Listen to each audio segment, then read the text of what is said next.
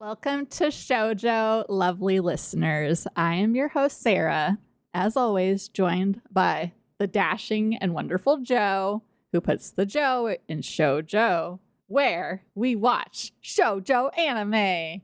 And we are putting a gorgeous, lovely bow on the top of the Rose of Versailles, where today we talk about the movie that came out this year, 2025, and this is it. This is the end of our coverage of the Rose of Versailles. Wah, wah, wah. Right?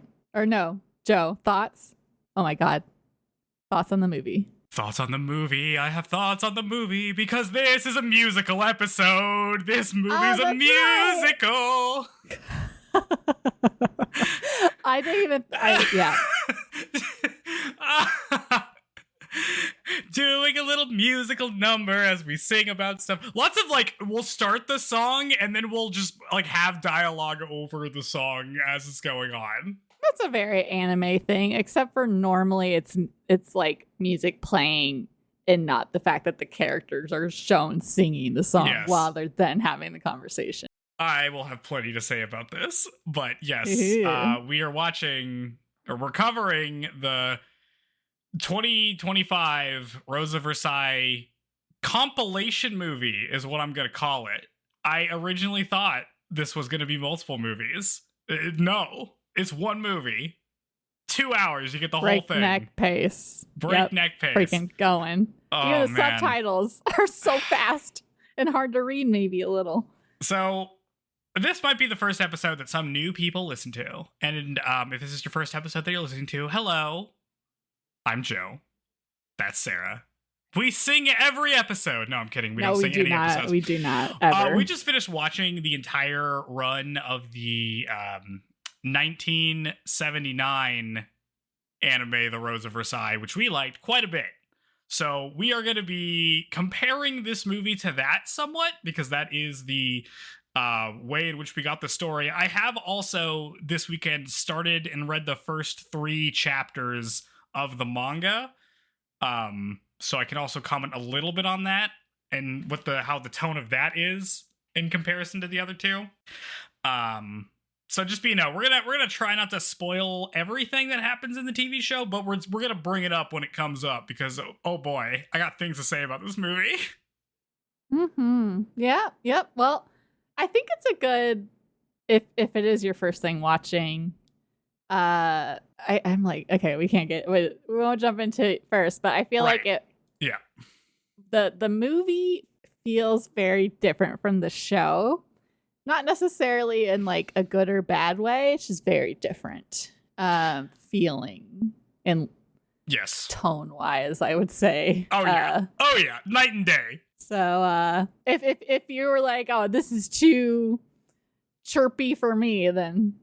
Don't you worry, the shows that can be a real downer. So well, usually first we talk about our lives a little bit, so you can get to know us. You can feel like you get to know us a little bit. Some people only listen to this part of the podcast sometimes because they just want to get to know us and don't care about the show we're covering. That's wrong, though. You gotta listen to. You gotta go through the anime. That's why we're here. But Sarah, what have you been up to? Or should I have gone first? Mm-hmm. No, you've already thrown it to me. Here, I can do this. Yep. Normally watching, I go first. Or let's see. I'm on to season 8 of Survivor because if for anyone new, I am rewatching Survivor from season 1 to now, which is like 47 seasons. So in a year, I should be done, I think. Oh, man. I like the fact that you're doing, you are telling me that me watching all of Mobile Suit Gundam is like an insane undertaking. There's more Survivor than Gundam. Yeah, but I'm pretty sure. I'm watching it. You watch that in subtitles, so you have to be actively watching it. I don't know. It's just something I can playing while I'm cleaning or while I'm working, or I don't know. I just because there's definitely at the a lot of reality TV shows, I do this where it's the very last episode, the finale. I just like forward through most of the episode until we get to the part where we get to the winner, because they do all the annoying, like, reflecting on the season. All the fluff. This and that, yeah. And then reunion time, where it goes down and people are like at each other's throats because they've seen the show now. And so is 8 seasons enough to have people start repeating as contestants, or do they not start that till later? This is All-Star season. Oh, okay.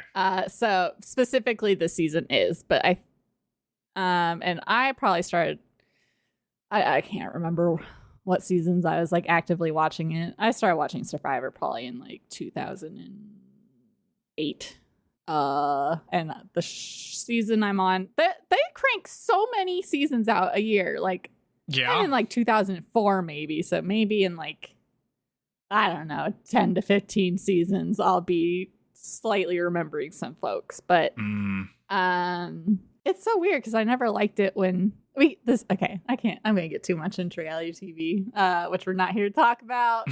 I just love it. If anyone else likes reality TV, yay. The drama, we live for it. Why we like shoujo too.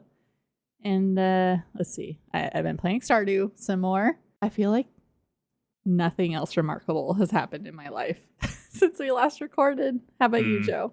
I have finished all of Star Wars Rebels, the animated show. Mm-hmm. I got to the end of it, and that show extremely is good on the first couple episodes, like the opening arc and the ending arc, and then everything in the middle is just kind of like, I don't know. I don't really know if this hit. I don't really know if this was the thing to do. Gotcha. Which is interesting. Okay, well. It's over. Yeah, it's Star Wars. You know, we like Star Wars. It has Star Wars stuff in it. That's always fun. They have the space combat looks really good in that show. Some of the coolest stuff. If you like seeing the little X-wings fly around, good. But yeah, so I finished that, and I can now move on to KOTOR 2, which I have not started yet, but I will start soon. I'm so excited. I gotta decide what kind of character build I'm gonna do last, because in KOTOR 1, I did more of like a charisma, I'm talking my way through things, and now I don't want to do that because I just did that. So now I'm gonna have to decide a new type of approach. Maybe I'll just be should I be like a meathead? Should I just be like real dumb? Just like all power? Oh. No think. You mean stat-wise? I mean, I feel like that lends itself to, if you want to be more Sithy, like just brute force your way through everything. Why is that gotta be a bad guy thing? I can't be a good guy and just brute force my way through things? Property damage is evil. I don't know. No, it's not. Untrue. Yeah. Whatever your heart desires. We'll see. I guess that's a good way to do it, where you play differently between them, where I just am like, okay, again, the same thing I did last time. Really? See, I always try to do a different thing, because it's like even right now, I started playing Dark Souls Remastered Seamless Co-op with one of my friends, and I'm trying to do a build I'd never done, which is like faith and strength. Like, I'm gonna be like a paladin kind of guy. Like, I'm gonna have the biggest sword you can have, and it's gonna be like holy element or something, and I'm gonna try to use miracles and like things I never use, and just see if it works out, you know? Nice. You just gotta try new different stuff. Yeah. Sometimes it's better. Like, sometimes I'm trying to think of like times that I tried like different stuff, and I'm like, ooh, I like this better than the original thing. I also play like where I like to do like persuasion and charisma, and that's doing it differently than I do in real life. So that's enough of a difference, I guess. Yeah. You know, be a smooth You never try to charisma your way into situations in real life? No. Oh. Nope. Not a fast talker? I'm just like, I'm sorry, constantly. When I have no reason to apologize. Okay. Yeah. That's different enough for me. I know, because I replayability, and then I never do anything different. Romance the same people, make the same decisions is more of a like comfort, I guess, than replaying for the certainty of repetition. Yeah. Mm-hmm. No, I need it to be different. I need to do some different thing. Joe's different. I have to be different. Cool. I'm not like all the other gamers. I'm different, you know? This is what That's separates me from the herd. I'm an alpha gamer. I'm a sigma gamer. No, don't say that. No, no, no. No, that's not true. Joe is very super. You're not an alpha, Joe. Is that what you're saying? You're saying I'm not a sigma? I'm the rare You're not a big omega jerk. whatever? I don't know what that is. I don't know. I just think of that bad animated movie that I did not see, but I remember seeing trailers for. Alpha and Omega, the thing with the wolves? Yeah. Oh my god. Why do I know that? Hold Joe, on. I'm surprised. Okay, because that is a big genre in like manga or like webcomics and stuff, is the omegaverse. I'm surprised there aren't any like popular animes, or at least that I'm aware of, that are using that.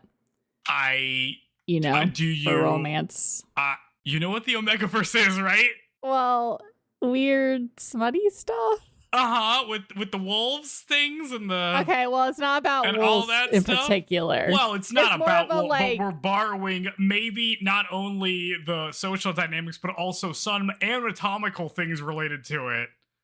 Oh no, no, it's more of the like, oh, we're destined to be with each other kind of it's thing. There's like a little more going on there with the sex stuff. Well, I would say. Well, some of them the don't get I don't think you should like that. Actually, I think there are some anime that kind of get into that a little bit. I would not be surprised. Oh, I'm sure. Like there's certainly is some manga. If I search Omegaverse and I look at images, which I'm gonna do right now. Oh, Joe, you're what am I gonna me. Get? I definitely get some manga with some dudes in it.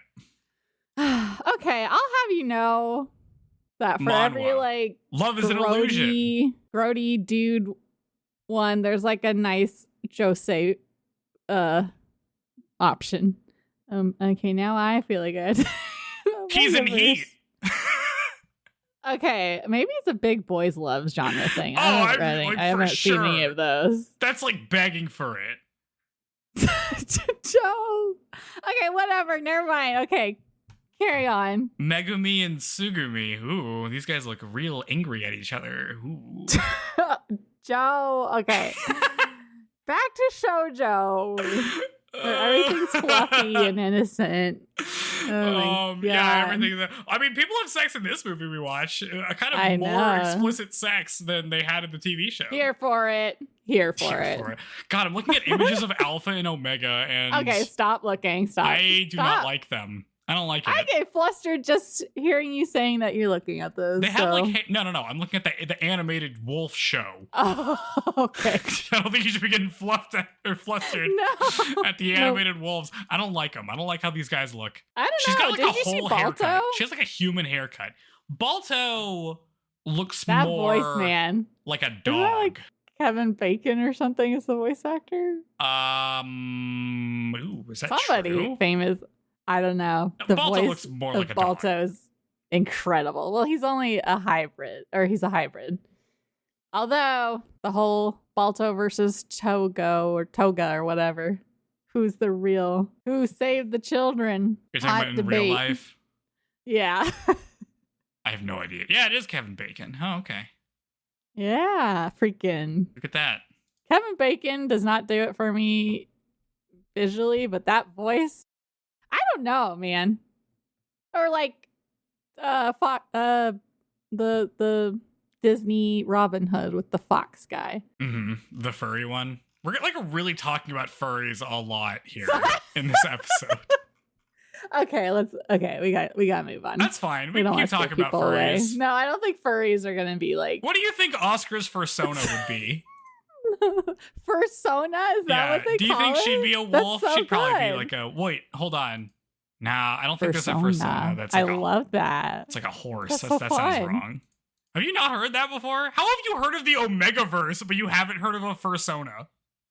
Because I read manga online, but I don't know anything about furries. Oh.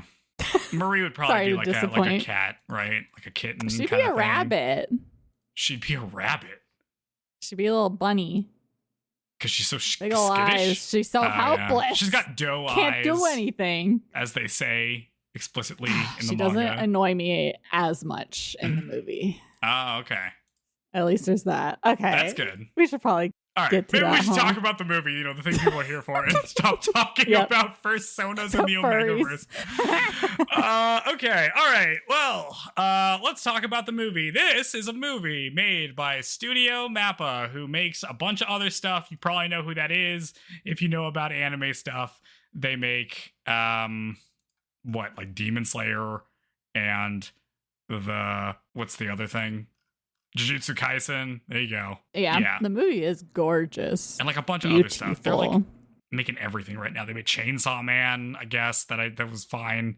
They made Attack on Titan and a bunch of other stuff. 1,000 things. They do a million things and they get a bunch of different people to do it. So there's no consistency across any of their projects. Anyway, big conglomerate type studio to me.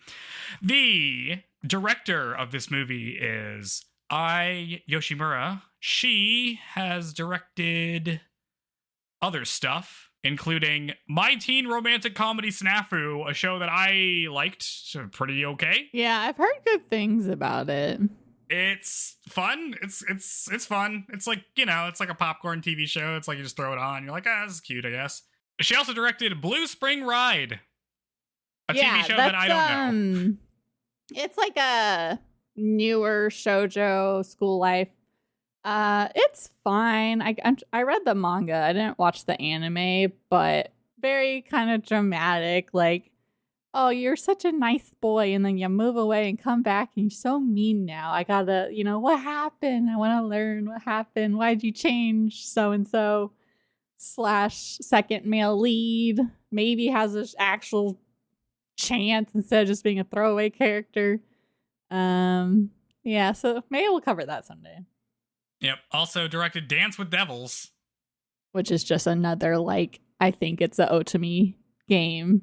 Yeah, so real romance stacked director here. She also directed some episodes of Black Butler because they worked in the art department with that, and also Gintama, so several episodes of that worked in the art department of that. So pretty interesting credits here. In terms of voice actors, there is a bunch of voice actors in this, but I'm only going to talk about 2 of them. I'm just going to talk about Marie and Oscar. Because did you watch this dub or subbed? What did you watch? I watched subbed. You watched subbed. I watched both because I watched this movie 2 times. Oh, damn. Oh. Some of these things are surprising. So the voice actor for Marie Antoinette in Japanese is Aya Hirano. She is the voice of Kurumi Ume in Kimi ni Todoke. Oh, I just realized Kurumi Ume rhymes. How cute is that? Yeah, that's pretty good. That's another show we've covered in the feed if you want to listen to that. She's also the voice of Lucy Heartfilia in Fairy Tale. Like all of it, like since forever. She's the voice of what? Haruhi Suzumiya. From the Melancholy of Haruhi Suzumiya. Yep. The good. And she's the It's a fine show. I don't know why I was going to say that's good. It's fine. I've never seen it, but I feel like I probably should as like an important show that people reference sometimes. And she's also the voice of Dende from Dragon Ball, which is great. We love Dende.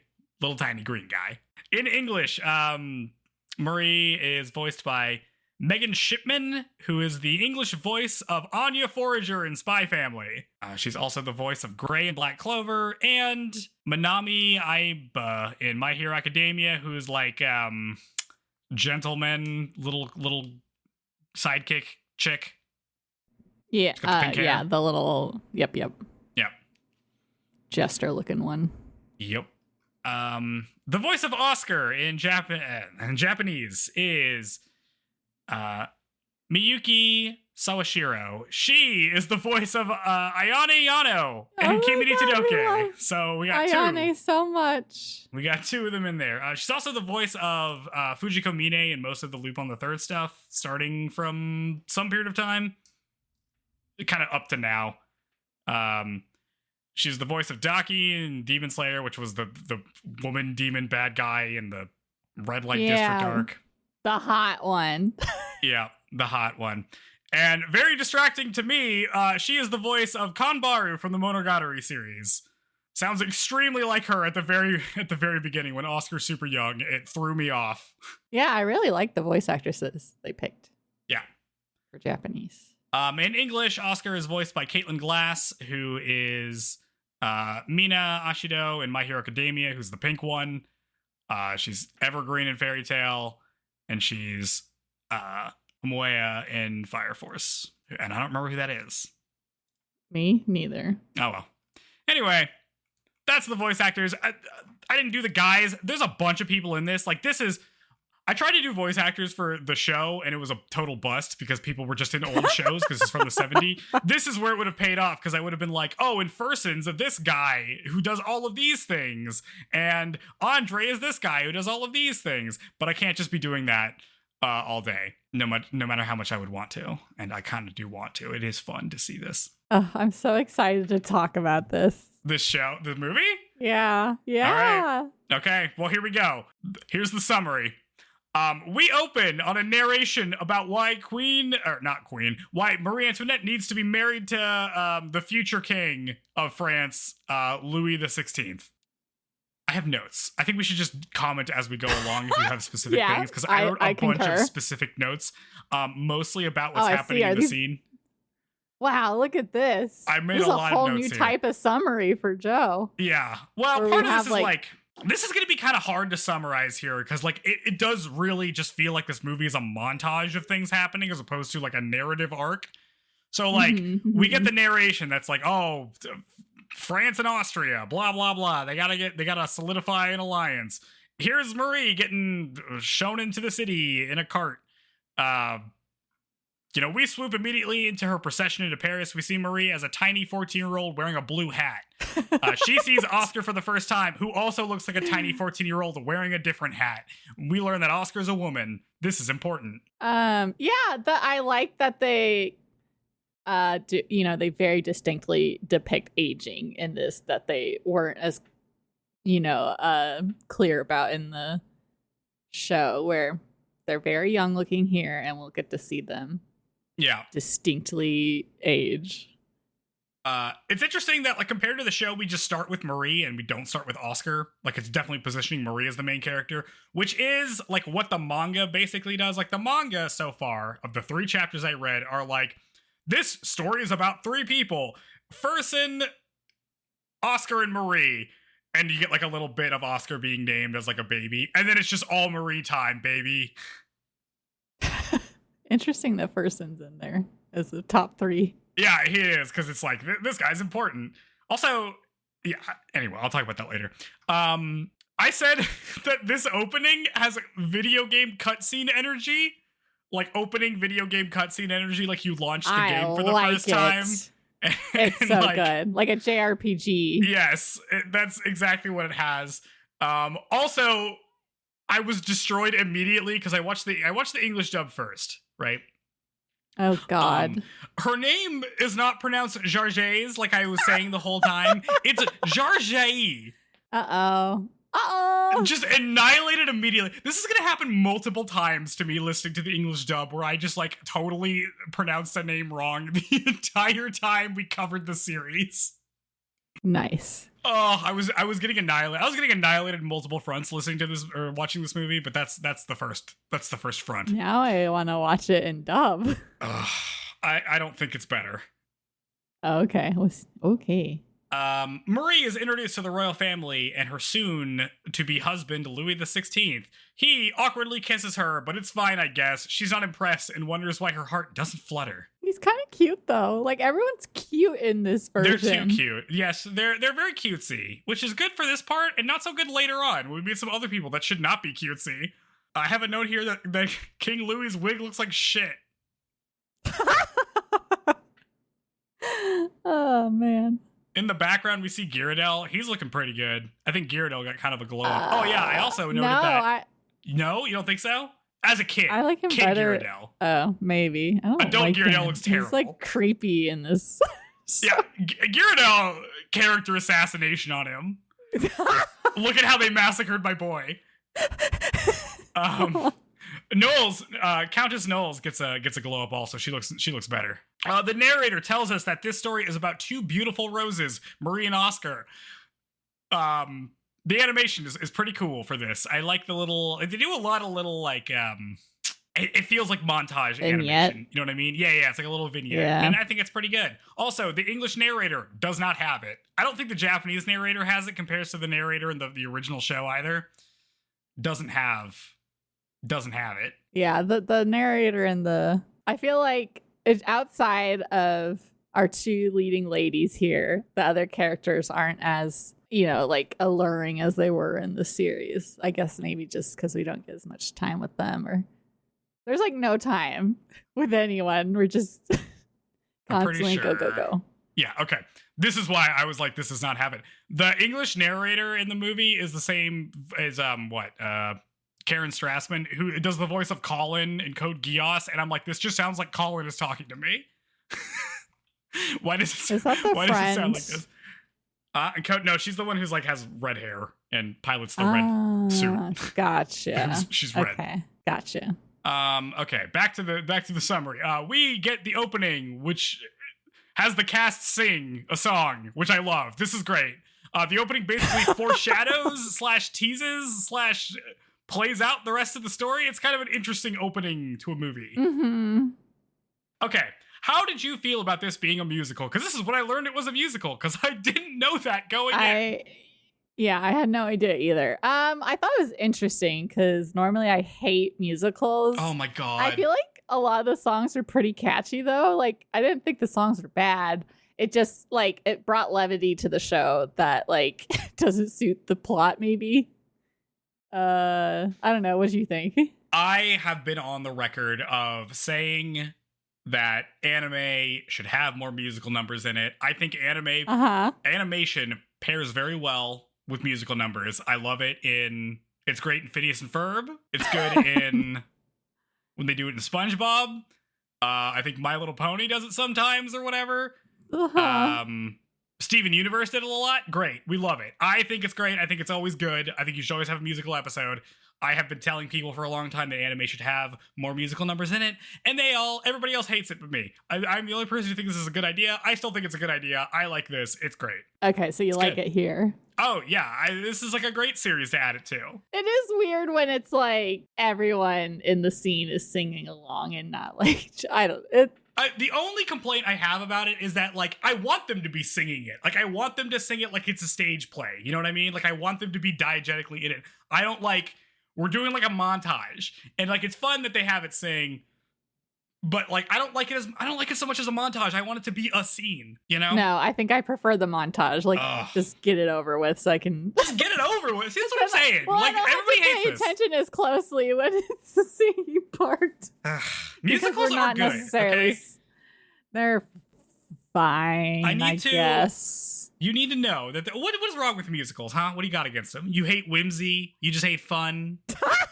You don't like it when people express their emotions in big ways. Maybe I just don't listen to lyrics. I just like listening to how things sound and not what they're saying. So when it's a musical, it's just like, okay, when can we get to the part where we talk about things happening again? Awful. Sorry to disappoint. I did note that in the foreshadowing, we get a picture of Alon, who's the guy who will be in the army later. And let me tell you, they made him a scrawny little tiny baby, and I hate him. He sucks. He doesn't have a little he's not cool chin or whatever. He's not manly and big. He's like tiny and he's like a waif. I could like blow him away in the wind. Awful.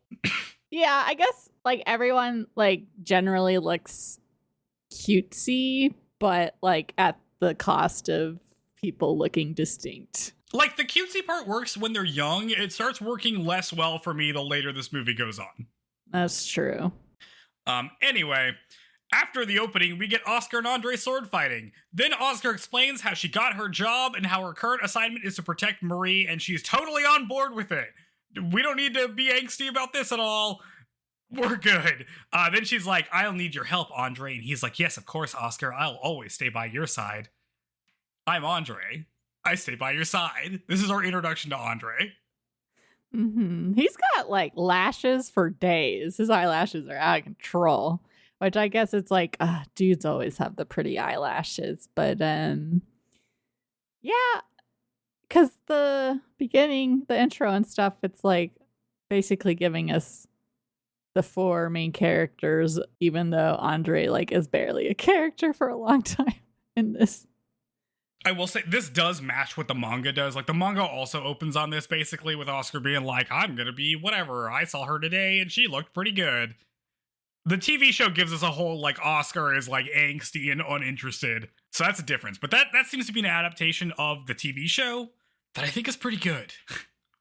Yep. We meet the General Jarges or whatever, and Granny, who has become a tiny woman. She's a tiny cartoon woman now. I think it's pretty good.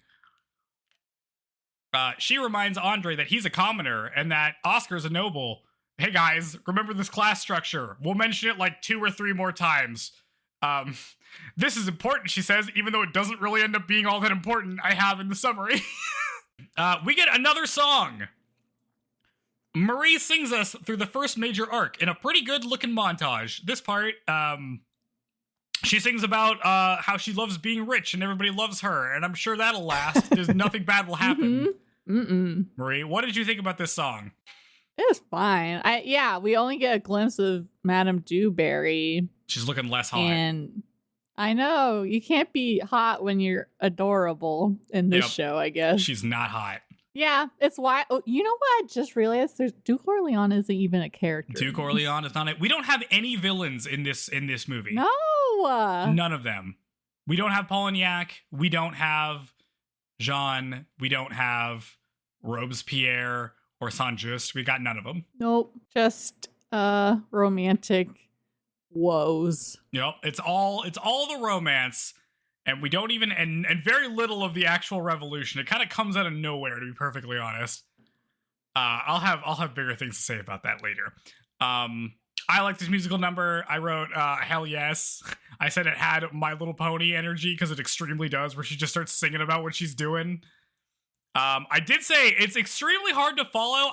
This is where I'm like, if you didn't know the plot already, are you going to understand what's happening here? Because they do a scene with Dewberry where, like, Marie's forced to talk with her, and then she talks to her, and then she like cries and runs away. And I'm like, I know what that means because I watched the show or read the manga. Does anybody else have any idea what that means?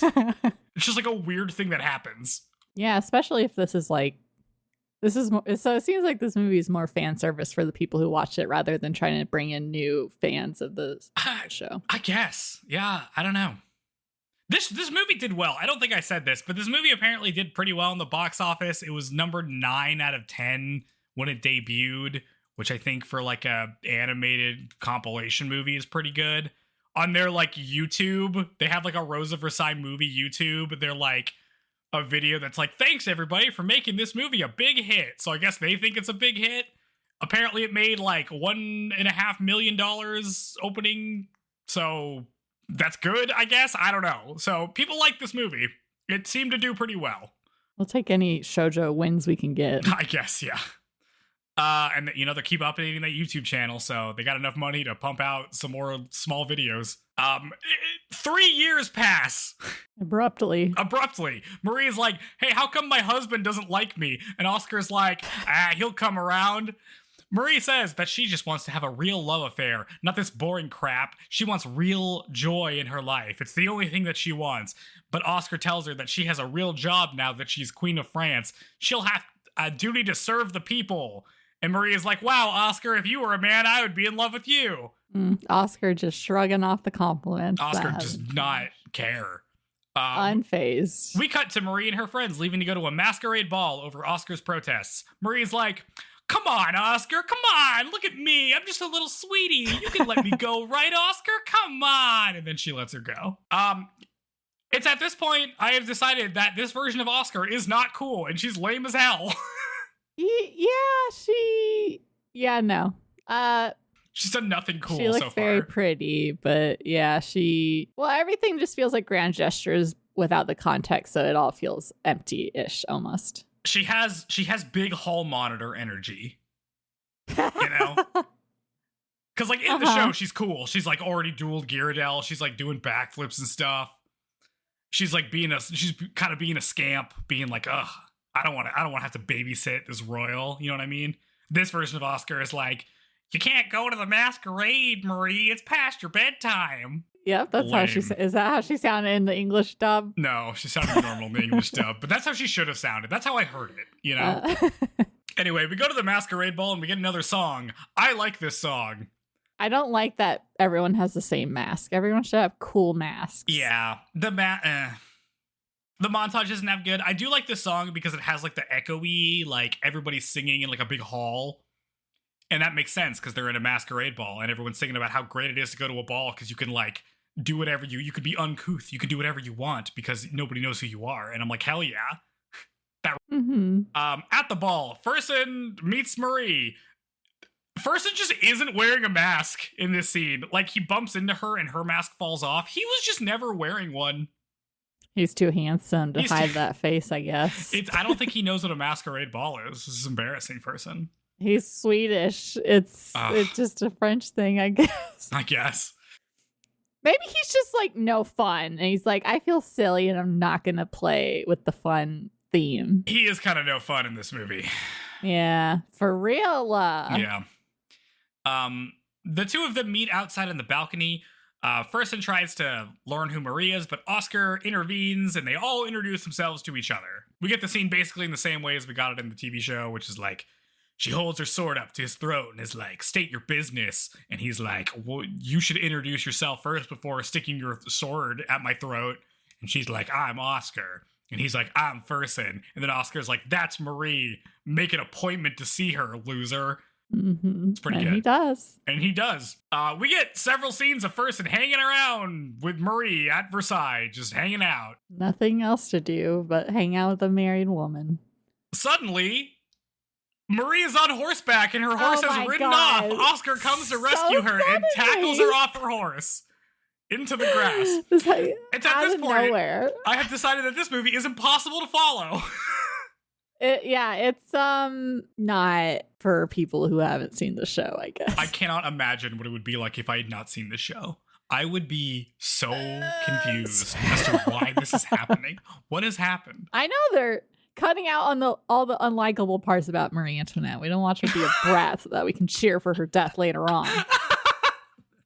That's the real tragedy, is that we have to like her. Yeah. Oh, God. Dude, even the manga, I gotta say, like at the beginning, when Maria Theresa is like, I gotta send my daughter off to be the Queen of France, she's just like, dang, my daughter, who knows nothing and is boring and is kind of an idiot. Her? I gotta send her off? I don't know if this is a great move.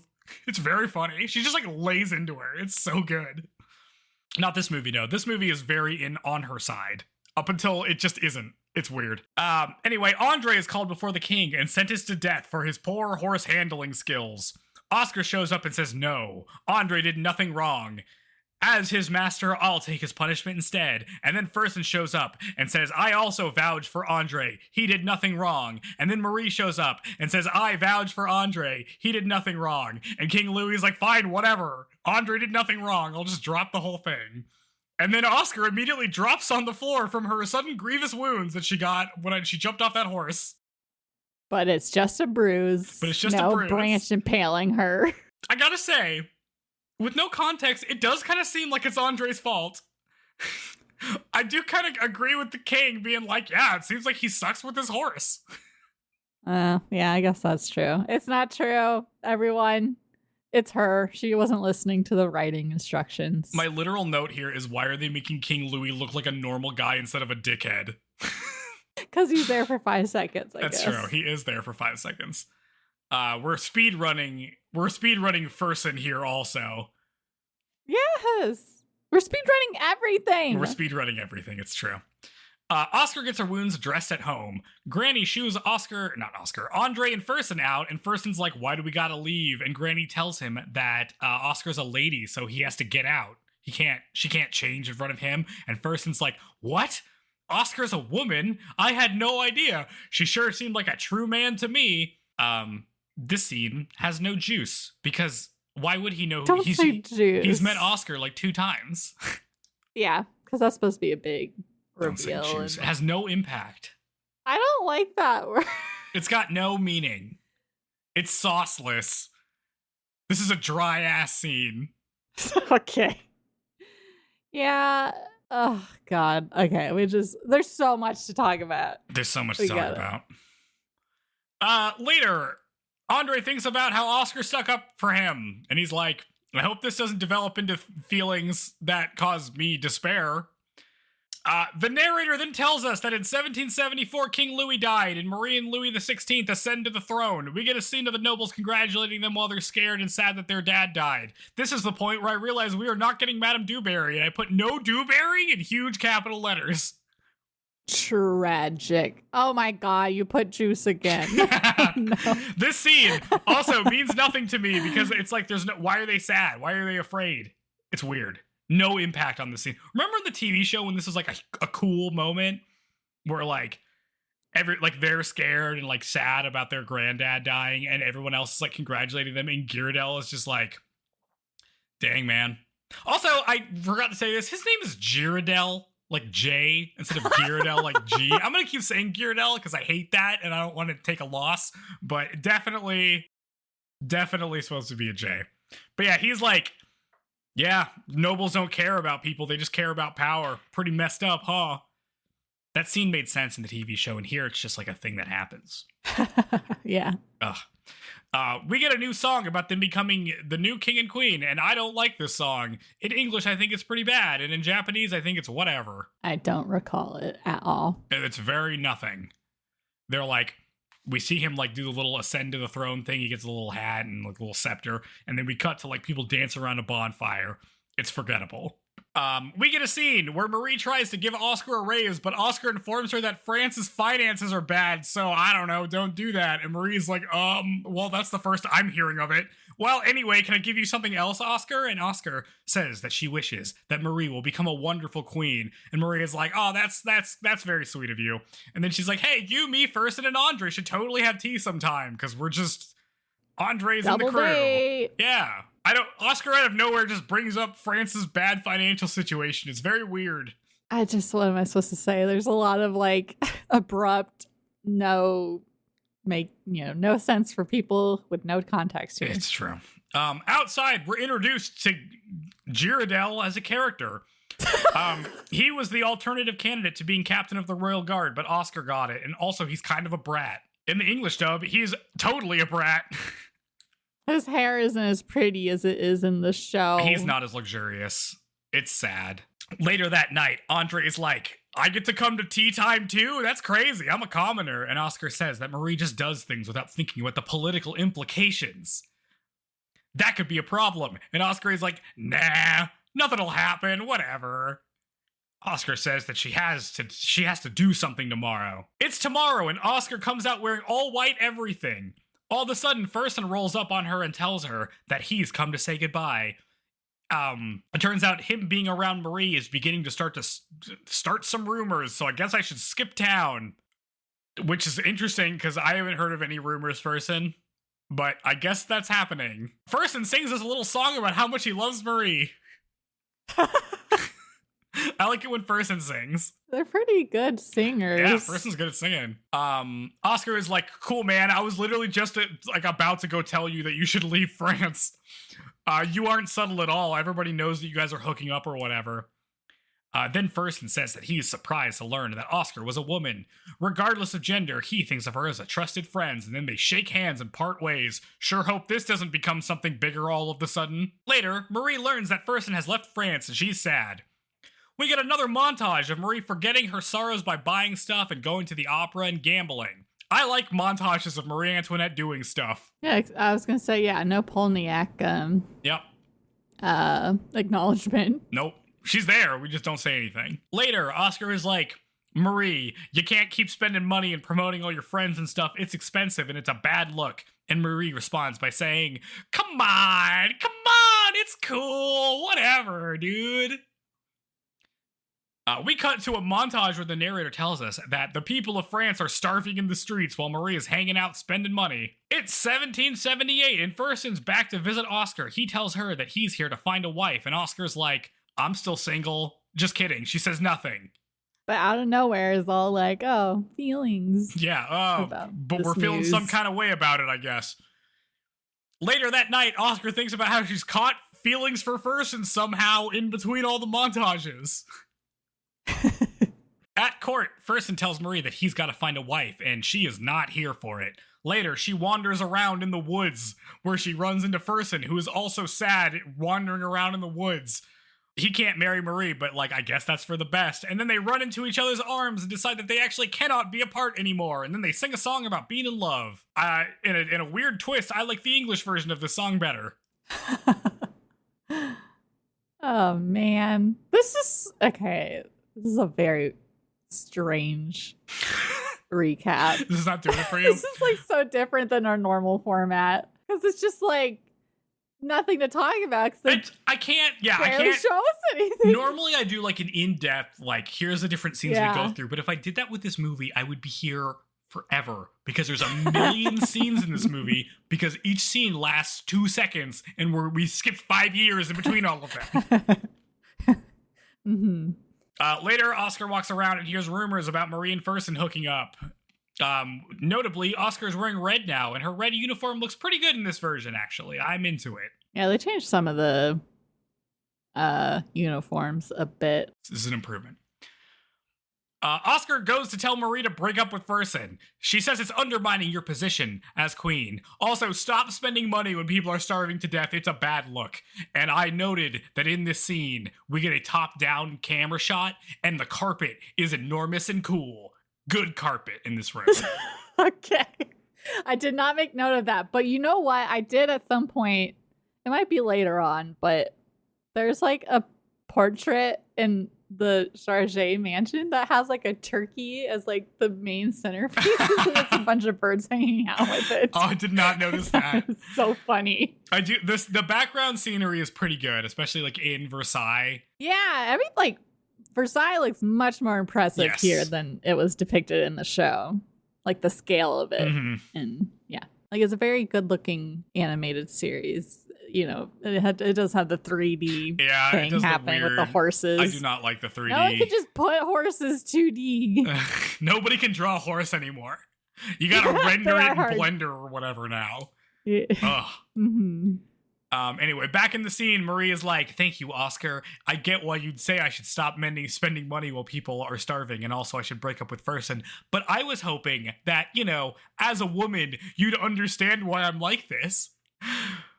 But you just don't get it, do you, Oscar? Oscar, I was basically a political hostage, forced to become the Queen of France. I'm a victim too. So why can't I be in love with Fersen? It's only fair. It's the only thing I have left in my youth for myself. I kind of feel like they actually if they did one thing better, and this might be like more as we get further in the recap, better example of this, but I think better than in the show we watched. In the movie, I think they do a good job of like comparing, like obviously they have very different situations, but it's similar how they were like directed to be a certain way.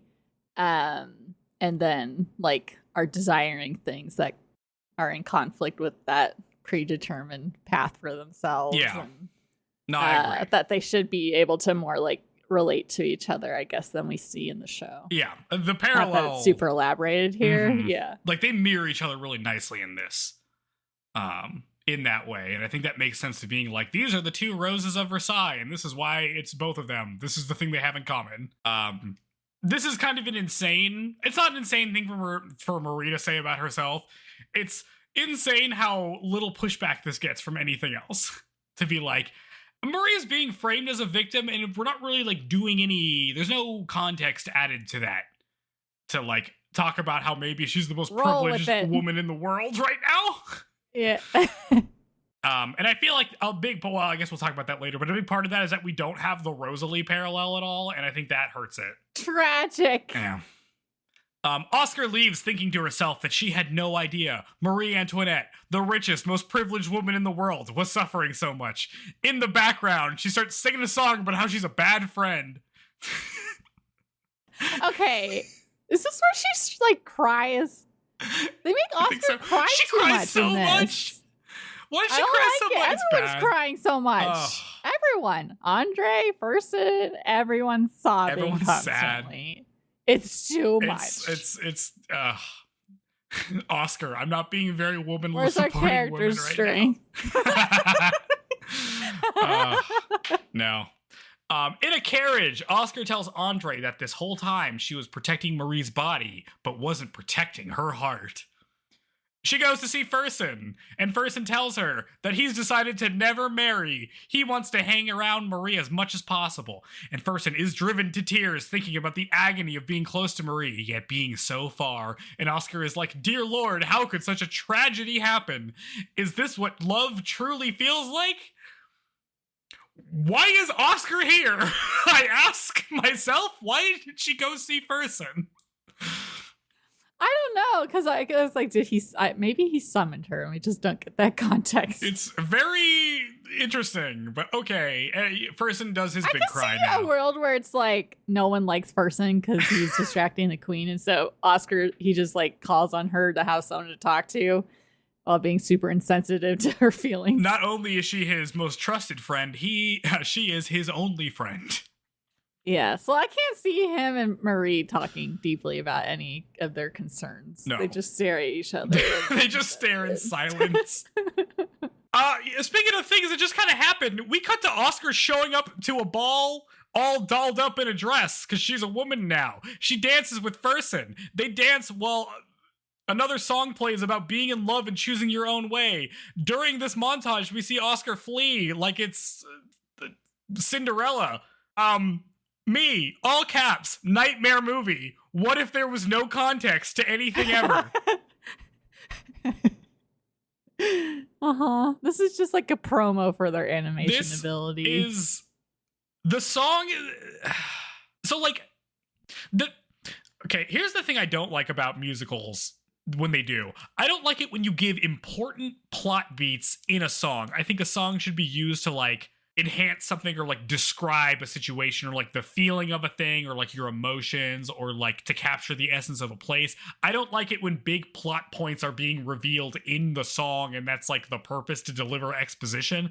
This song is kind of like this because it's like we're trying to explain that Oscar has a crush on Fersen all of a sudden, but like there's just no other way to figure that out from this context. Especially if you don't pay attention to the songs like me. Especially because, like, the last thing he said is how he wants to be with Marie forever. And then Oscar does this, and it's weird juxtaposition to be like, if a guy declared his love for your friend and then you immediately go after him, that's weird.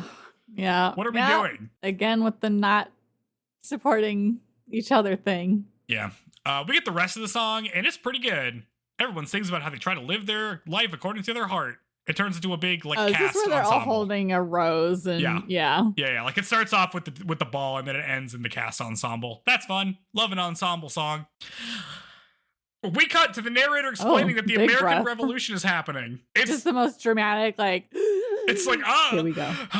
The American Revolution. It's expensive. Also, there's a big famine happening in France.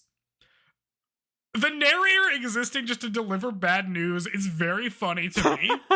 Where it's just like, elsewhere in the world, everything is going to shit. And it's going to do this like 3 more times. Well, yeah, it's like the only thing giving us any direction, I guess. It's the only way you know this is about the French Revolution. 7 years pass. We jump ahead 7 years, and everything has gotten real bad in Paris. Small children are being shoved in the street. It's that bad. Andre's like, damn, I sure am glad Granny adopted me. Otherwise, I'd be like these sad people on the street. And Oscar is like, yes, things are pretty bad. And this is where I learned that Andre was adopted? That was never mentioned in the show. No. So I don't know if they just made that up or not. I don't know. Is that true? They haven't mentioned it in the manga yet, but I'm only 3 chapters in. So. Yes. Well, I feel like Andre is a character they wouldn't have given enough context about, but that's true.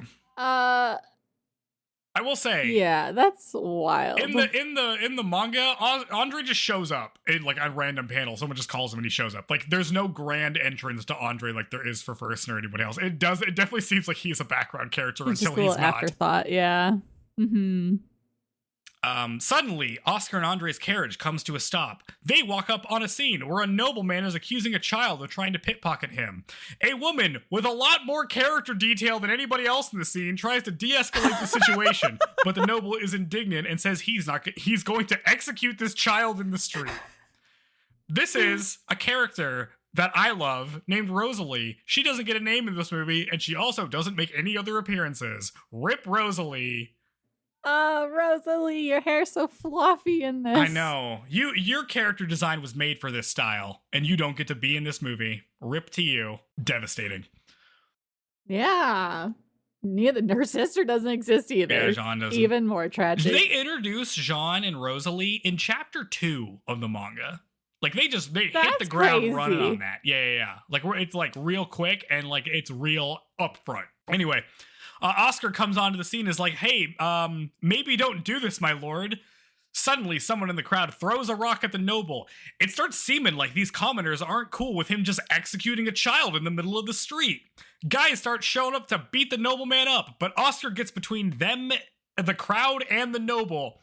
And at this point, I don't like Oscar at all. I want the crowd to beat this guy, beat Duke Guimine's ass. That's who this is. We don't know who this is, but that's who this is. And Oscar defends him. Oscar defends this guy. He's gonna shoot a child point blank in the street, and she comes to the nobleman's rescue. This sucks.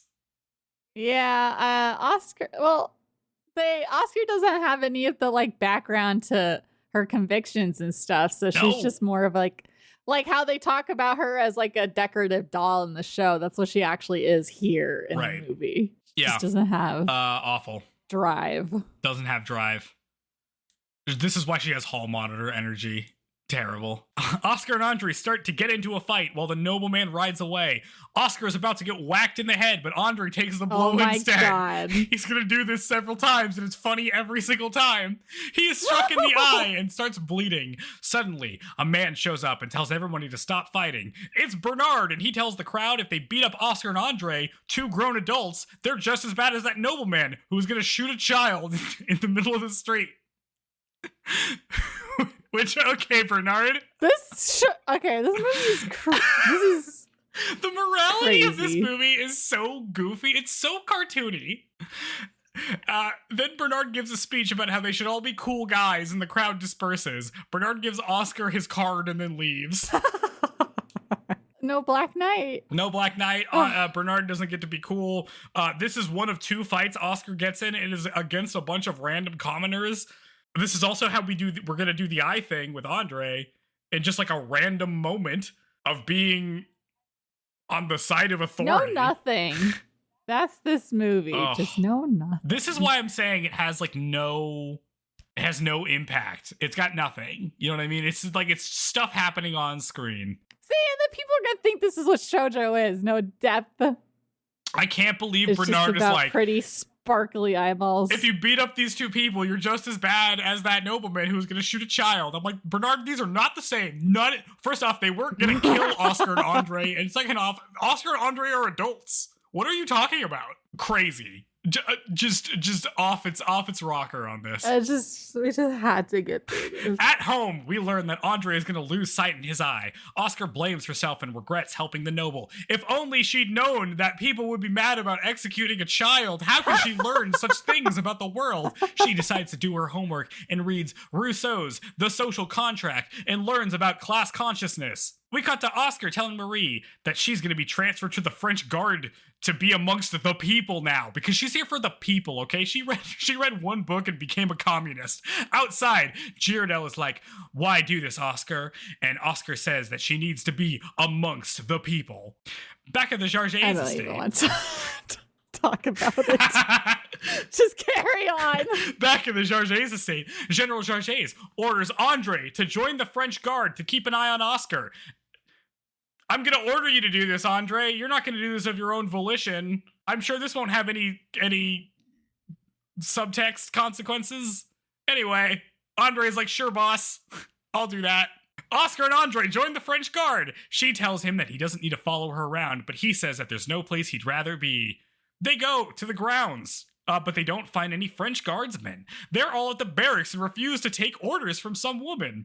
Oscar shows up at the barracks And Alon, one of the French guardsmen, declares that they won't take orders from a lady. Boys rule and girls drool. Don't you know that, Oscar? And Oscar's like, okay, fine. One-on-one me, punk. I'll take you on. And Oscar says game, and they go out, and Alon says game, and they go out to duel. This is my note that all of the French guard looks like pretty boys. They're not rough and tumble at all. Okay. They look terrible. Oh my God, Joe. What? They freaking have like 2 characters that they give little names to that are like, I don't know if they're supposed to be like comic relief because one of them has like a bland cartoon face that's supposed to make us like him for some reason. Why? I hate that kid. That kid gets shot and I clapped. I hate that little rat boy. Oh my God. Also, Alon just being openly sexist sucks. He was not like that in the TV show. In the TV show, the rest of the guys were sexist, and he was just like, I don't know. Seems like they're not going to listen, huh? Don't even talk about it being because she's noble. Yeah, they don't. That's because class is gone. We're not going to address class anymore in this movie. It's over. Just in time for the French Revolution, where famously class does not matter. Anyway, in the background, they sing a song about being warriors, and this song is pretty all right. Oscar and Alon fight what I can only describe as a totally normal sword fight, and it sucks. Because he doesn't have his cool sheath He does thing. the coolest thing ever in the TV show. It's a cool-ass fight in the TV show, and this is a boring-ass fight in the movie. Whatever. This movie isn't about sword fights. It's fine. But I was super disappointed. Please note my disappointment here. Oscar wins, and Alana is a sore loser about it because he sucks. She declines to punish the men though because she doesn't want to punish her troops. This is going to come up several times. This is something I should have paid attention to and didn't. Elsewhere, Marie is hanging out with her husband and 3 children? ? King Louis is like, isn't it nice to hang out with me and our 3 children? And Marie says, yes, it's nice to hang out with you and our 3 children. Time sure does pass, huh? We never saw them all together ever. The show. No locks. Goes. No lock. Crafty. God.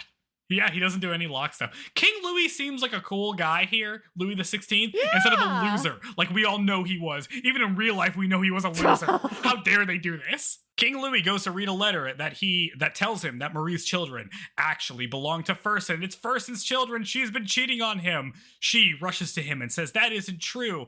I would never bang Fersen, even though I really, really, really wanted to. And King Louis says, I know, babe. I trust you. No one has a hat. What? No one with a hat that cool could be a cheater because she's wearing a pretty good hat. Marie's got pretty good hats in this movie. Oh my God. Just like when you get confused by your own notes. Yeah. Nobody with a hat that cool could be a cheater. Which is true. Who wrote this note? I don't know. What is this? What is this plot? this? Why does this happen? What is this? Why is this in the movie? Also, why do they make King Louis seem like he's a cool guy? He's like, I trust my wife. I'm a wife guy now. No, you're not. Shut up. Hate him. Why is he the character that gets the most? This whole movie. He gets to be normal. I'm like, at the end of this movie, I'm like, King Louis was like the most normal guy there. How come he gets executed? The only character that gets more like development in the movie than the show. Anyway, the narrator tells us that the economy's in shambles. People are rioting and stuff. It's gotten pretty bad. We cut to Oscar coming home. Granny tells her that somebody has come to request to marry her, and Oscar is like, hell no. She goes to see who it is, and it's Girardel.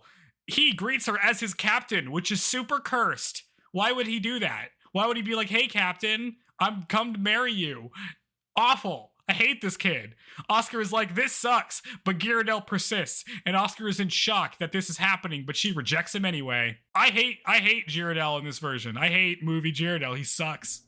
I hated this in the TV show. What are you talking about? You're like, oh, he's not so bad. I was like, I hate him. In the TV show. When it happened then. Yeah, but in the TV show, he was like obviously kind of scared of Oscar. So he's like trying to do this, but he definitely is like, oh dude, she totally hates me. Like, have you ever had a friend who's like gonna ask out like a hotter chick and you're like, there's no way. This is such a bad idea. And you can tell they know it's a bad idea. That was what it was in the show. This is like, what if he just shows up and sucks? And he's not even as cute. It's bad. Later, Oscar anxiously tunes her violin, rip the piano. She's like, what am I supposed to do? Start acting like a woman now? I've been acting like a man for so long. I can't just switch. I like acting like a guy. We get another song that has a flashback to earlier in the movie, leading up to flashbacks to the thing that happened in the last scene. Oscar, in case you forgot, my favorite thing to do. Oscar snaps one of the violin strings and thinks about what she should do. Elsewhere, Andre is going totally blind for some reason. He thinks about how he has never once told Oscar that he's secretly in love with her, and he's running out of time before he's blind. This sucks. He thinks about the book he read about a commoner and a noblewoman falling in love. It didn't work out in the story. Love only gets fulfilled in death. It's gonna be like my life. This book is like my life. Oh my god. I'm sorry I have this energy. This movie riles me up. Or to Andre. What is happening? Why is it happening? Oh my god. I feel like I'm taking damage. I feel like I am like being assaulted from these scenes. These scenes hit me like a brick. Your face is so red. This is why my notes are like this, because I had such manic energy as I got through the movie. Like, they started off kind of normal, and then they just degraded to being like, well, shit, man, I guess I'm going blind. Oh my god. Okay, the Romeo and Juliet vibes are crazy. I don't remember what the name of the book he was talking about, but it's very funny to be like, my situation is just like this book. Anyway, oh my god. He goes to give Oscar some wine and he sees that she's reading that book he just mentioned and is crying. It's a sign. Okay. Oh my god. Okay. Oh my god, Joe. Okay, no, sorry. Keep going. You're right. Oh she says that she wasn't fond of the book last time she read it, but now she's really into it. I wonder if it's a sign. I have a note here that Oscar is wearing a disco-ass looking outfit. It's good. I like this outfit. Bell-bottoms are crazy. She's got a bell-bottom. She's got sash. She's got big puffy sleeves. Oscar's ready to go out. Bring back disco. Oscar's ready to hit the club. It's so good. Oscar and Andre take their drinks, because I guess Andre is also drinking. While Oscar reminisces about the good old days when Andre was first adopted and they hung out as kids. She's like, you've been there for me ever since the beginning, huh? Well, cheers to you, Andre. And she goes to drink from her glass, but Andre looks at her intensely. She starts to drink, but he says no. He shoves the glass from her hand and they both tumble down into a position where he's pinning her to the ground. She looks up at him like, what the heck, man? But he just apologizes and cleans up the glass. Okay, I don't think you interpreted the scene the same way I did. I think he was trying to poison the both of them and die together. Is that what was happening? That's what was happening, right? It seems like that's what's happening. But that doesn't make any sense. The thing is, like, this is, like, it seems like he's preventing her from drinking it, like, because it's going to kill her, right? Like, that's what on screen looks like what's happening. But, like, did we see him put poison in there? No! Why would he do that? But he's all dramatically like, oh, I'm, reading the book and shit. And like he's like, oh, we can only be happy in death, and so I'm gonna kill us both right now. Something. He totally just tried to poison her, and then psych, JK, take it back. Yeah, I guess that makes sense. That's not. I didn't know how to interpret this. Actually, nothing makes sense. I didn't know how to interpret this. That does make more sense because I'm just like, she's kind of a jerk. Okay, the thing that happens in the TV show when this parallel, I mean, the TV show is different. What he actually does is it's not as good. It's kind of worse. But like, well, maybe it's not as worse as literally killing her and him. She's about to abandon him is what happens in the show. In this, she's like reminiscing on their childhood, which is like the thing you would do before leaving. I guess he was just gonna kill them both. This is impossible to parse. Why wasn't there a scene where he like puts poison in the glasses? Like, why wasn't it clearly on screen? This movie has zero subtlety in it. It tells you exactly what's going on at all points in time. It shows up and is like, this movie is about two roses, Oscar and Marie. That's the metaphor. Nothing happens off screen. The world pauses. Why is the when only we're not thing at it. that happens that is important a thing that happens off screen? Don't understand. Okay. That makes sense. Thank you for helping with that, because I'm just like, I don't know. That's what I think. Don't toast to me, Oscar. How I interpret it. I'm gonna knock you down in a cutesy way. No. Later, he curses himself and thinks about how much she loves him. How dare he almost do something? I guess, how dare I almost murder-suicide myself and the woman I love, which is, I'm gonna say that's worse than the thing in the movie. Wasn't gonna murder-suicide her there. Anyway. At this point, I have a big note, all caps. How do we still have 40 minutes left in this movie? We still have 40 minutes left in this movie. We gotta start going fast. Movie. We cut to the barracks where Oscar's lieutenant tells her that all of her men... God! All of her men sold their guns and are now in trouble. All of them! This part is so funny. They're all in trouble with the general. She rushes out and sees the general yelling at the men. She says that there must be a mistake. There's no way that my entire company of soldiers would have all sold their guns. That would be unbelievably stupid as a plot point, even for this movie. But Alon says, "Oh, Oscar, you naive fool. We totally did all sell all of our guns, and we're really proud of it. We all got like $20."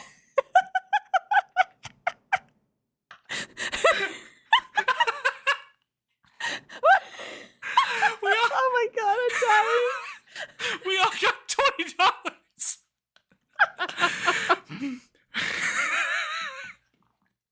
Why does this happen? I'm crying. Oh my god. I was losing my mind. We all got $20 and we can use it to help our families now. Oscar is like, oh no, how did I not know that their families needed money? Sorry, I'm crying. This is so funny. Like, you know how, to bring up Star Wars again, you know how in the sequel series that's terrible, in The Force Awakens, they tried to show you that the First Order is a bigger deal than the Empire by having, instead of the Death Star blow up one planet, they blow up 5 planets. This is like that. This is like, shit got real, because it wasn't just one guy who sold his gun, like in the TV show. It was the entire company. Can you imagine? It's like you own a pawn shop. Joe, stop. And like 40 people come in to sell their guns to you. It's just an armory. Oh my god. Okay, I'm back in it. Here we go. Okay.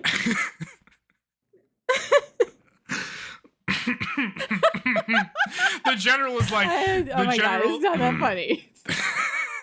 The general is like, who cares about your family? You can't just sell your guns. Oscar asks the general to let her punish the men. She'll take care of it, boss. The men all yell at her. They want the general to punish her, not her leniency for some reason. The general says, that's enough. I'm going to put all of you in timeout for 1 week. You're all grounded. And Oscar's like, no, you can't ground them. But then he rides off. Alana's like, ooh, look at Oscar all sad about us being grounded. Oscar goes and slaps several of the men. Then she gives a speech about how she doesn't punish them because she believes that everybody should have their own freedom to choose their own lives in their hearts. Why are you all being so mean to me? I'm trying to be cool. I'm trying to be like your cool teacher. What's going on? All the men. This is so awful. This is horrible. All the men are like, damn, as Oscar apologizes for raising her voice. She says that she's gonna resign, but the men are like, oh no, we're just giving you a hard time, Oscar. You're our beloved captain now. We all secretly liked you. We'll agree to be grounded. It's cool. You're our captain now. And then everybody has a big cry about it. I wrote the words, I hate this like 10,000 times. Why? Why are they doing this to Oscar? This whole scene, they all sold their guns, which first off, like, can you imagine an entire army company all selling their guns? That would be a disaster. In the TV show, one guy sells his gun and they are going to execute him. Does it? Yeah.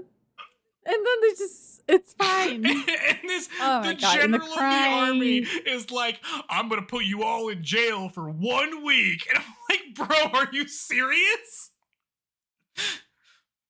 Your face is so red. Also, what is going on with Oscar here? Why is she like, I can't punish the men because they should all have freedom to choose things in their heart? They all need to be like, punished. Oscar, you're in the military. What are you talking about? Their freedom. They all just sold their guns to somebody. Like, those guns are somewhere. You don't know where they are. This is like a big deal. This matters.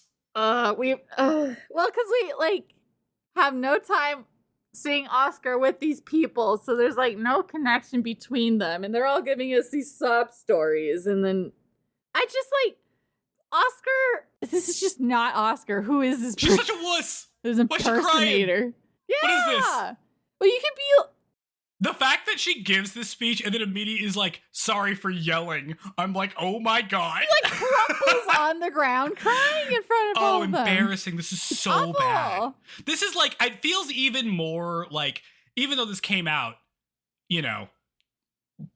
40 years later than the TV show, this feels like more gender regressive. This is being like, oh, a woman raising her voice. You got to apologize for that. You can't just let that stand. Awful. Also, she starts crying at the drop of a hat.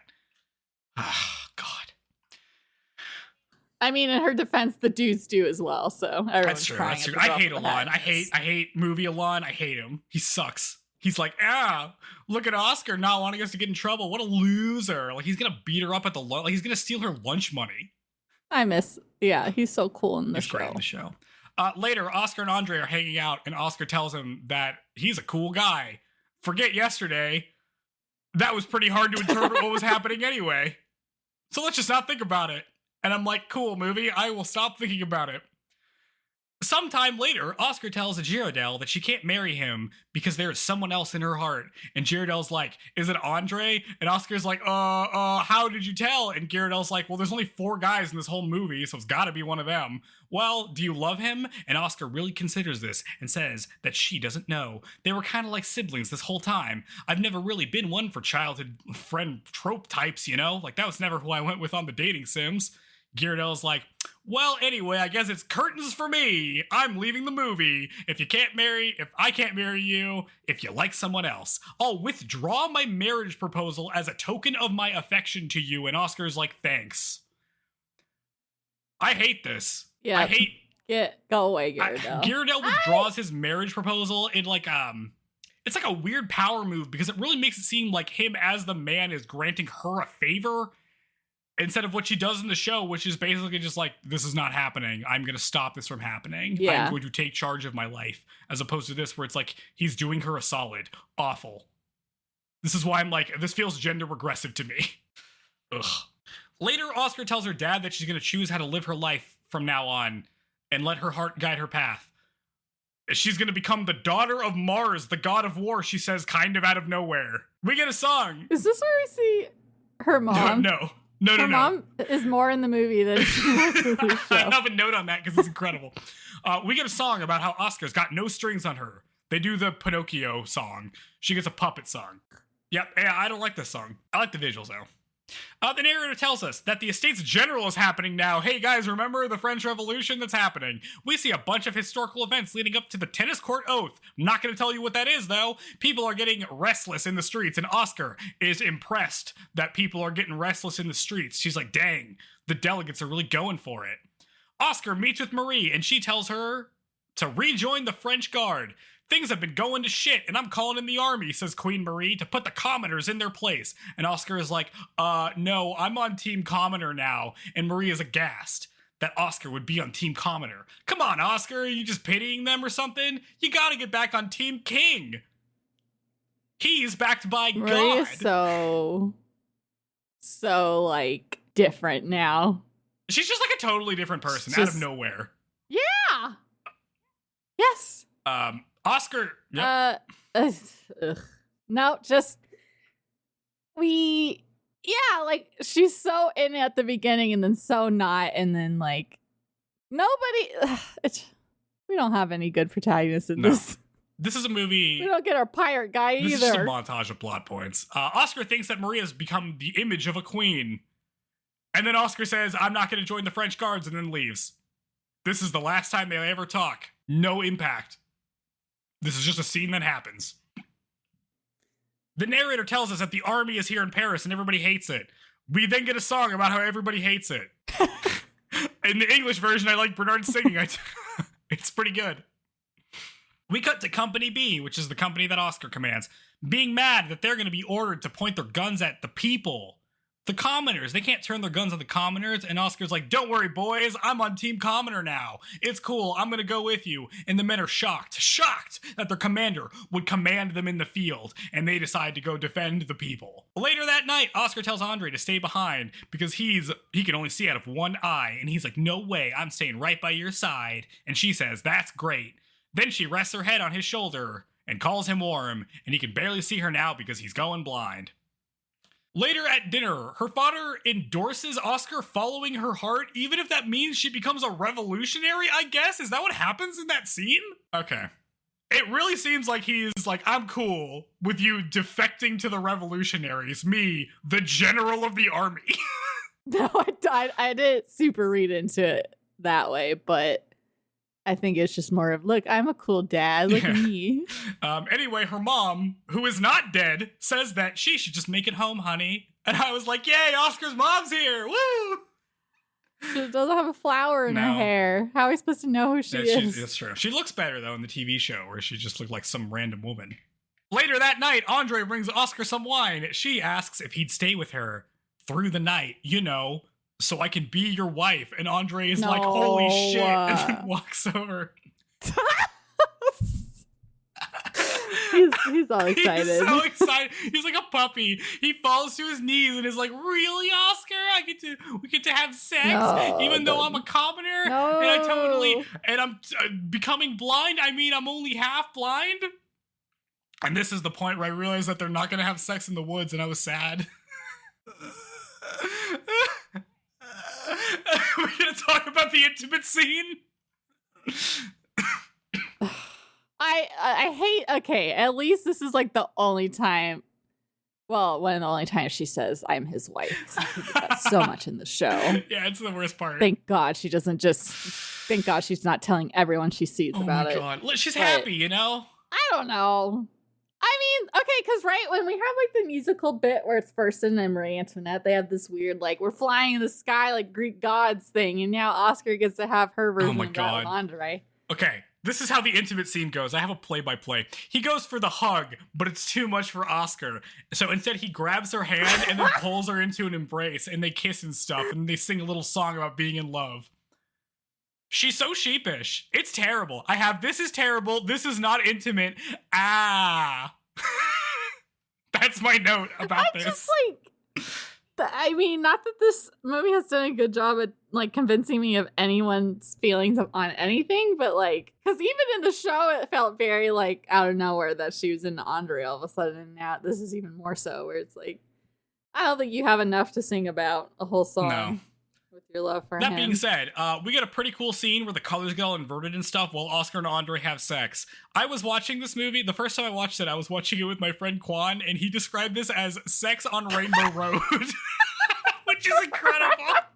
Shout out to Quan. At one point, Oscar describes her relationship as Gemini, which is Castor and Pollux.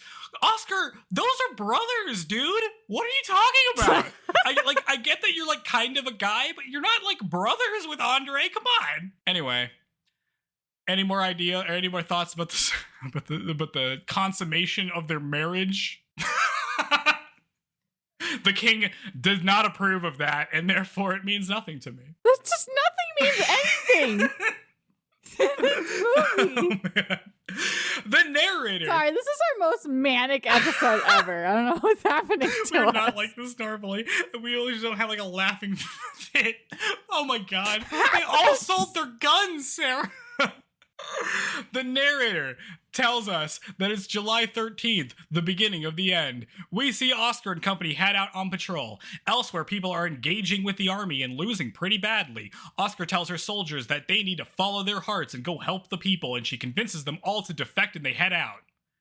At this point, it becomes clear that Company B is not a cavalry unit anymore. No, and there's a lot more. There's a lot of them, and they're all on foot. Also, Oscar seemingly just kind of defects all of a sudden. Also, she's convincing the commoners to defect in defense of themselves, which was weird. She's like convincing her own men to defect in defense of their own people. That was weird. This whole thing was weird. I know. It's like, thanks, lady. we know. Yeah, right. Like, yeah, it turns out I'm not going to shoot. Thanks for joining. I'm not going to go out and shoot my grandma. Thank you, Oscar. On the way to the battle, Oscar tells Andre that they'll get married after this. They roll up on the Tuileries Square to help the people out. Marie and King Louis are informed that Oscar has defected and are shocked. The battle rages. Oscar is almost shot, but Andre takes the bullet instead in like the exact same maneuver he does when he gets hit in the eye. Yeah. Deja vu, big time. They drag him off, but he tells them to stop. I have a note that this fight's super lame because, like, instead of cavalry charges, which are fun and exciting, it's like line infantrymen lining up and shooting each other from 30 yards away. Did they do that in the city? Like, they did that in the field because normally they're fighting in a field. Well, they're like in a square and they like had a barricade. Yeah. I don't know. It's like open area. I mean, it felt very chaotic, that's for sure. So maybe they captured that better about like. I actually don't know because I know that like screaming. We're very close to Napoleon, and I know that Napoleon does introduce some like different tactics, and maybe the like forming a square and all that stuff comes from him. I don't know, but this was fine, I guess. Also, I think this is like Andre dying in a lame way.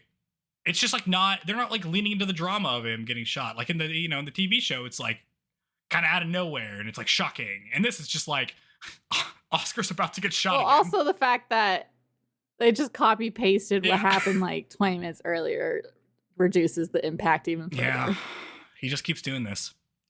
Andre tells Oscar that she needs to get back into the fray. Oscar realizes that he's totally blind and gets upset because he's like feeling her face and stuff.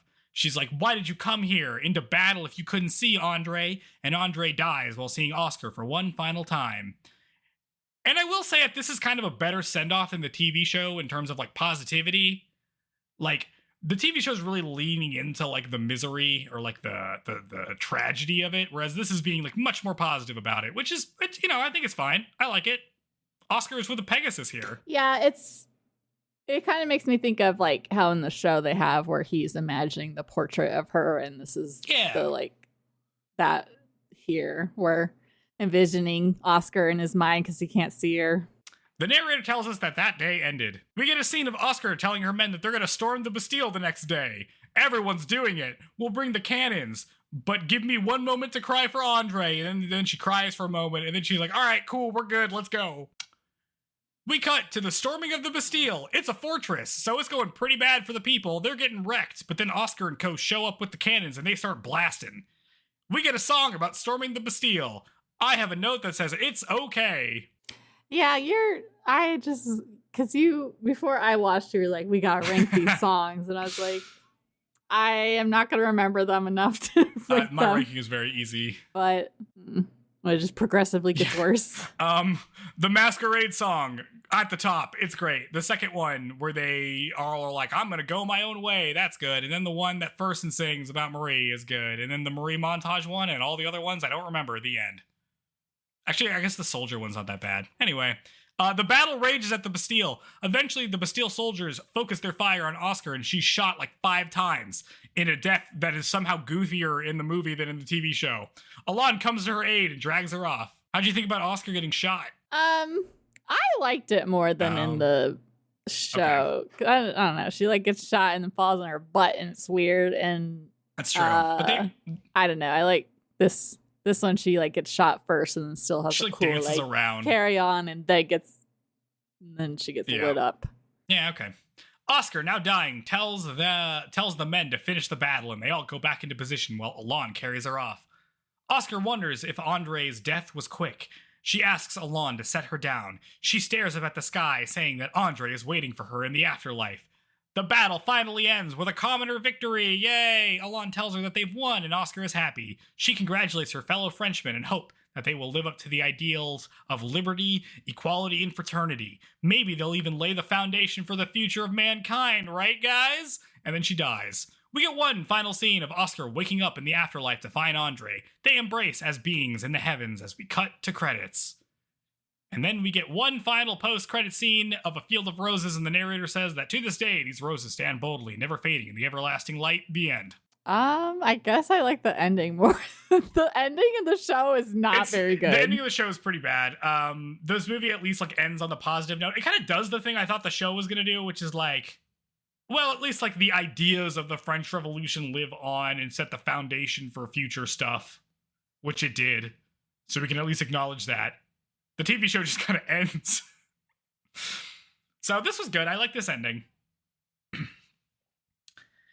It's the best part of the movie is the end. It's over. Thank God. So my big idea about this movie and why I like the TV show significantly more is that the TV show is a drama in terms of like, it deals with people that are trying to act, that are being portrayed as being realistic, even if they're like, you know, doing extraordinary things. They're like, think about the world in a way that makes sense from their position. They think about the specific context of what's going on. You know, different things come up and they react to it, and they have a character development, and they really care about their relationships between things, and it always kind of makes sense about why a character thinks a thing and does a thing, right?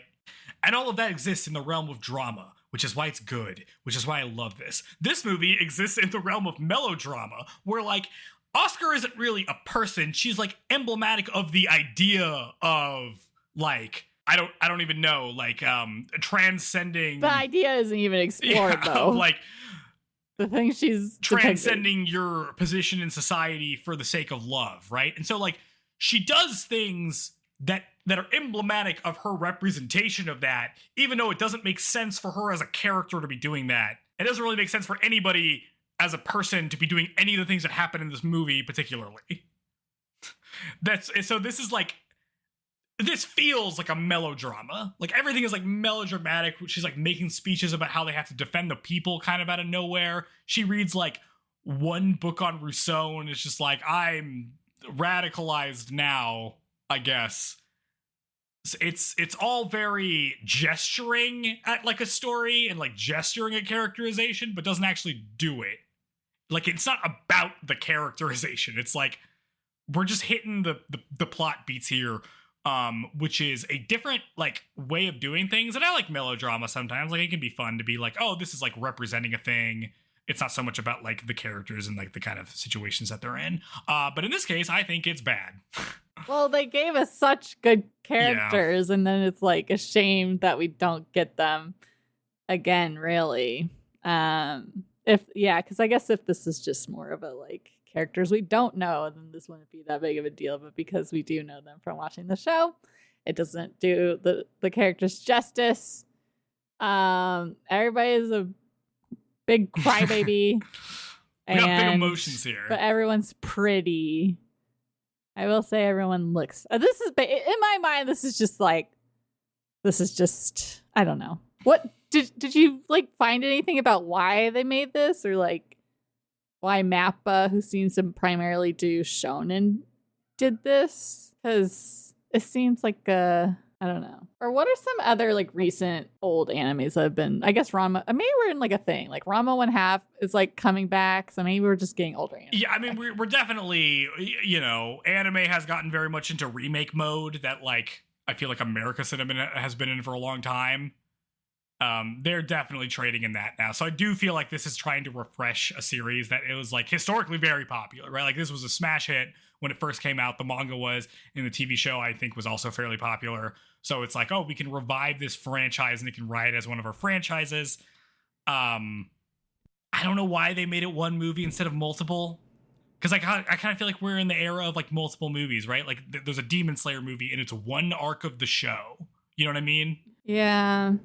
I mean, like, because it looks really good. I wish they would have just like either made a show or done, where like they have a show and break it up. Yeah, like I thought they're gonna do like what they did for Neon Genesis Evangelion, you know, where it's like there's the TV show, but then there's gonna be 4 movies that we're gonna remake and change stuff, and that's what it's gonna be. And I thought they would do that. Instead, they made one movie, and it was extremely confusing. Oh, I just remembered. No tuberculosis for Oscar. Oh yeah. Spoiler. There's no like inevitability of their own deaths before Yeah. going into war. It's weird. It's yeah. I do feel like the transition from drama to melodrama is ultimately pretty bad for this series. I feel like the series thrives on the drama piece. I'm going to be really interested to like read the rest of the manga to see like, is the TV show like making the adaptation to be mostly a drama? Or is it like, was the original manga kind of like this, more like this movie, where it's like all these characters are just kind of these grand gestures at these ideas, as opposed to we're gonna sit, we're gonna have Oscar go to the countryside and try to help a little boy from dying by taking him to the doctor. You know what I mean? Like that's the kind of stuff Oscar is doing that like gets her to the point where she joins the French Revolution. Yeah. Nothing like that at all in this. Well, I wonder if the trajectory of the show changed when they changed directors, and maybe like the show was never meant to get as well. No, I don't know. Like just a peculiar situation. Yeah, like we don't have any of the early characterization of Oscar in the manga, and we don't have it in this movie. I mean, this movie like starts off more like how the manga starts off. Like you show up, you get the scene where she meets King Louis and she meets Louis the 16th, and then there's a procession, and then she goes to court, and that's basically what happens in the course of 3 chapters. We don't get any Oscar stuff. Andre just kind of gets randomly mentioned as a character who shows up. It's not getting that like deep characterization of like, this is what Oscar's whole deal is. Here's her beating Ghirardelli in a sword fight so she can become captain of the Royal Guard. Like we don't get any of that stuff, which is interesting because I feel like that's the best part. Yeah.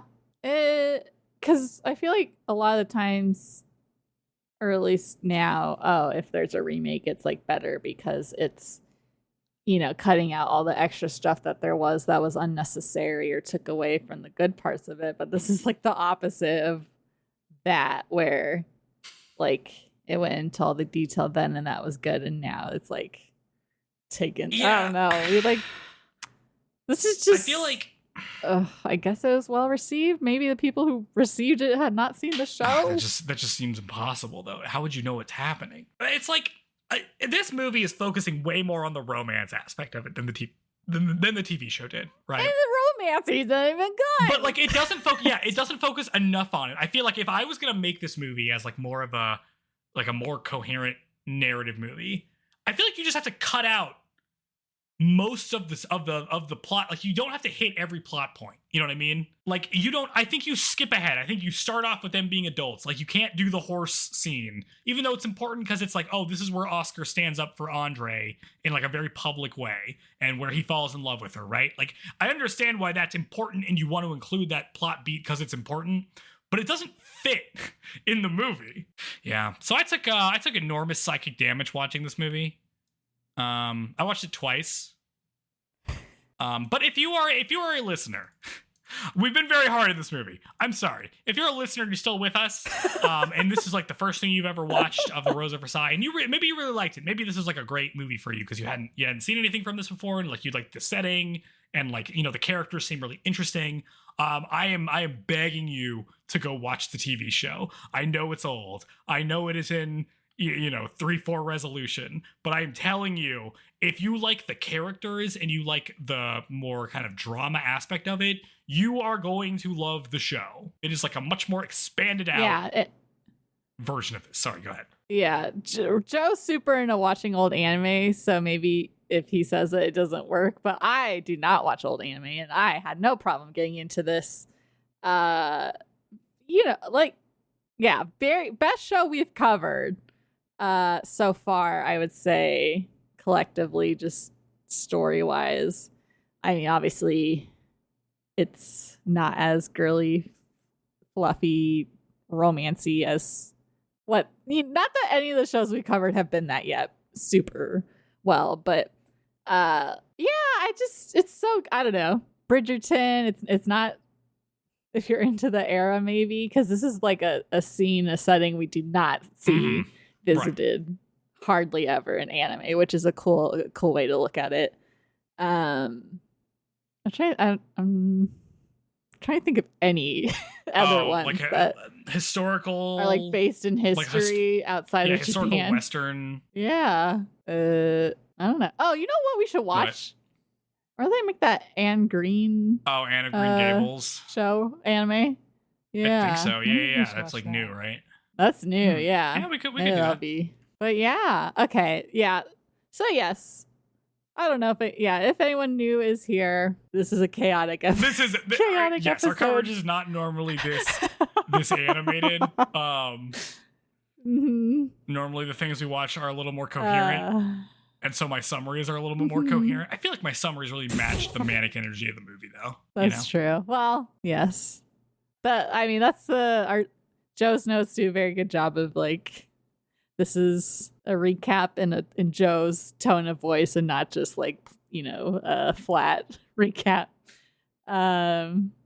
So yeah, I guess if you guys have similar thoughts or you're going to die on the hill of this is such a great movie, you should definitely let us know. If you like this movie, I want to know what you like about it, because I think there is stuff here, like obviously this is, it's like a lot of people went to see this movie, people like this movie, I get it, you know what I mean, like there are parts of it I like the musical aspects of it, I think it looks really nice at certain parts, so yeah, no, please tell us what the parts of it you did like, that would like get you on board, and if you're thinking about watching the original TV show, you can email us at showjopod@gmail.com. Also, while you're interacting with your mobile device, why don't you go ahead or I guess on your computer, why don't you go ahead and rate our show 5 stars? That really helps us out. Really helps us expand our reach to new listeners so that they can get this fun little coverage of a fairly niche genre of a somewhat popular but still kind of niche genre. I got also a genre, I guess, or what, medium anime? Medium. Yeah. That would really help us out. So if you could rate us 5 stars, if you can leave a comment in Apple Podcasts, that would help us out because the algorithms tend to like those things. Also, if you could tell your friends, if you have friends that like shows like this, maybe you had a friend that you watched this movie with and you listened to all this way through and you said, hey, maybe you should give this a shot. We're a podcast that goes week by week, mostly through TV shows. We've covered 5 shows so far. So there's plenty in the backlog to look at if you're interested in watching through any of the shows that we've done thus far. I think they're pretty good. Yeah. And I guess we're just going to continue we aren't racking up a new series after this. We're going back to Chihayafuru, but yep, we're going to go back to Chihayafuru. We're going to watch season 2. So if you haven't watched season 1, we did a whole coverage of season 1 a while ago, so you can go ahead and catch up on that. We're going to be starting with the first 3 episodes of season 2 next week. And we're going to get through season 2. It'll be good. We're excited. Yes. I'm excited to jump back to the present day. I'm excited. Even though I think it's like in 2009 or something is when that show came out. But yeah. So, it'll be fun. Yeah. Well, I this was a hoot today. I haven't laughed that much in quite some time. God, so they all sold their guns. Had fun listening. 0 consequences. There were so many people in that one. It's like 50 guns, like rifles. God. Yeah. Yeah. So, man, did we learn anything? What did we learn from this movie? Oh boy, what did we learn? Man, did we learn anything from this movie? What's the funniest thing that happened that isn't the selling guns thing? If you listen, if you're like really hot, like you're born really hot, you know what I mean? Like your face is melting hearts. Who cares if it's a masquerade ball? Just don't wear a mask. Just, people, you can't deprive people of looking at your hot face. You're Axel von Fersen. Don't wear a mask to a masquerade like some lowly loser. You got a great face. Show it off. Fersen tips. Oh God, all I can think about is that turkey. The turkey portrait. Oh my God. You'll have to go back and find it. If you're trying to court a woman, don't address them. Try to poison her. Oh my god! Don't murder suicide your girlfriend. Yeah, don't. If you're trying to ask her father for marriage, don't greet them as captain. Don't greet them as the position they had over you, in which case they were your boss. Don't remind them that they were your boss. That's a weird thing to do, Girardel. Don't do that. Just say Oscar.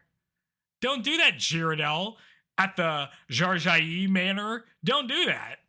Oh, Cursed. God. Okay. All right. Well, we appreciate you guys listening to Joe mispronounce a lot of things for the last however many episodes of this podcast. I should have never listened to the English dub. I could have gone to my grave never knowing. Ruined everything. And yeah, we hope you keep listening, and we'll catch you next time. Yep. Bye. Bye-bye.